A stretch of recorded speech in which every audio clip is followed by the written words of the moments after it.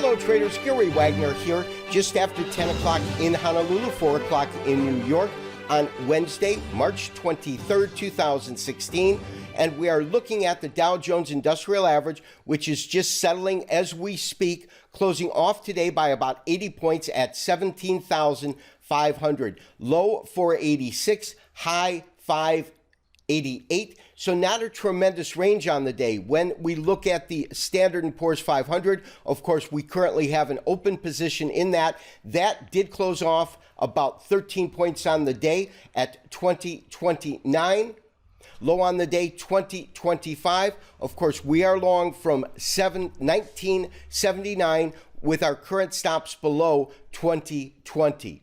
No doubt an interesting day in U.S. equities. Traders, as you know, we have tremendous profits on our current trade. We got in, as I said, roughly at 1979, so right about this area. And as this market moved up, of course, we broke above our 200-day moving average, and that to me was a signal that we could be in store for an extended rally. However, when we reached this resistance area sitting at about 2043, my sense at first was that it could be just a minor area of resistance, and that assumption at this point I believe could easily be incorrect, because we have had some dramatic resistance in this area. We had this doji star which appeared above the prior close of the candle, this last green candle that we saw right in here. And then today's down day, this 13-point down day, really creates a unique pattern in which we're looking at a three-river evening star.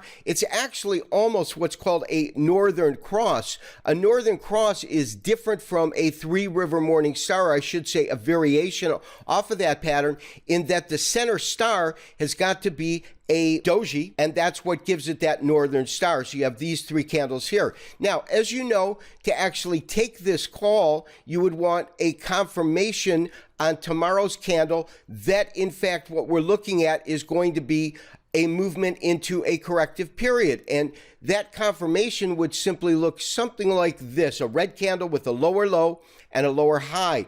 Now, as you know, we have implemented our long. We have also put in our stops so that if the market does drift lower, we're about 10 points away from that area right now. But if it does break into this area of 2020, well, we're going to get out, and we're going to get out with a really good defined profit. So traders, as far as other markets that we do look at, we're looking at a daily chart of crude oil. Crude oil is off almost 4% on the day, $1.60 per barrel less. But most importantly, it's trading $39.81, so it's actually now trading below $40.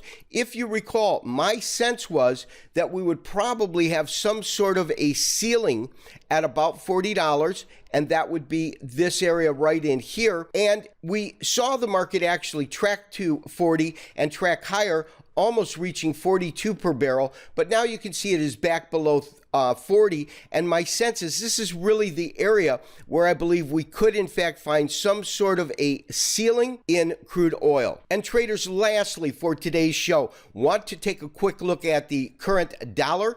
And as you can see on the dollar index, we're looking at a daily chart, but for the last 4 days after hitting these lows at 94.50, we have had 4 strong consecutive days of upward momentum.